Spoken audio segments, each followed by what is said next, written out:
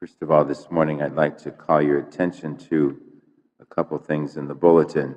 Please take it home and read them. The first is this leaflet called The Holy Doors, and it describes what the Holy Door means. As you know, in December, in Advent, Pope Francis declared this whole year to be a Jubilee year of mercy. And the door comes from, first of all, the Scriptures.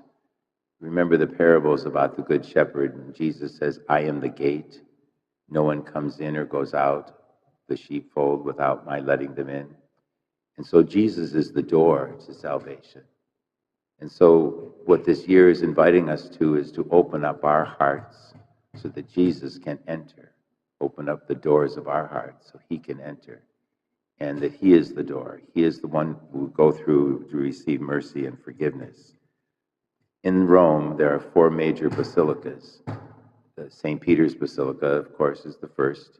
And then there's St. John Lateran, there's Mary Maggiore, and St. Paul outside the walls.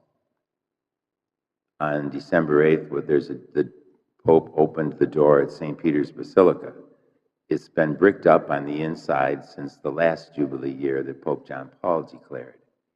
And so the workmen take off all the bricks, and then the Pope comes and he uses a silver hammer, and he knocks on it 3 times. And the symbolism of that is first of all, the striking of the rock. It goes back to Moses in the Old Testament, where he struck the rock, and the life-giving water came from the rock for the people. The second one is the fact that he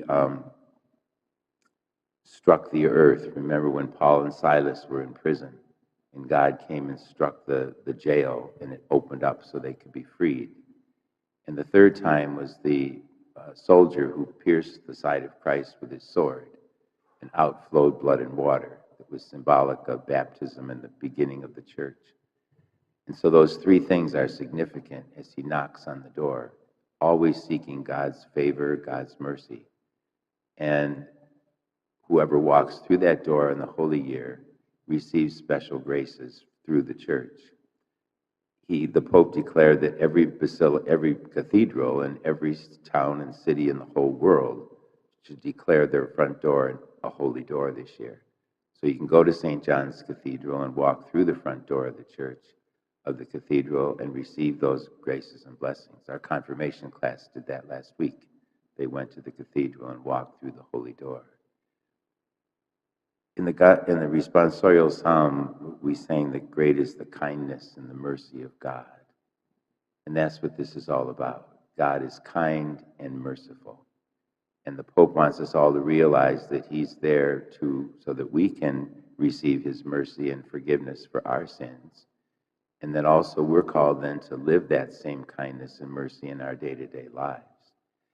The pamphlet explains very beautifully the real, much more than I'm saying right now about the Holy Door. So I encourage you to read it. It gives you some things you can do even in your home. Then also in there are this holy card and this leaflet from the Diocese of Cleveland.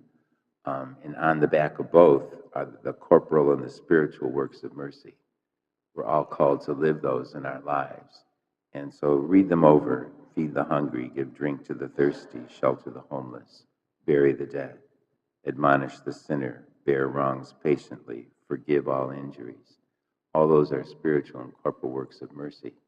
And so read that over as well, and hopefully this year of mercy can be a great time for us. I was just amazed on last Wednesday night.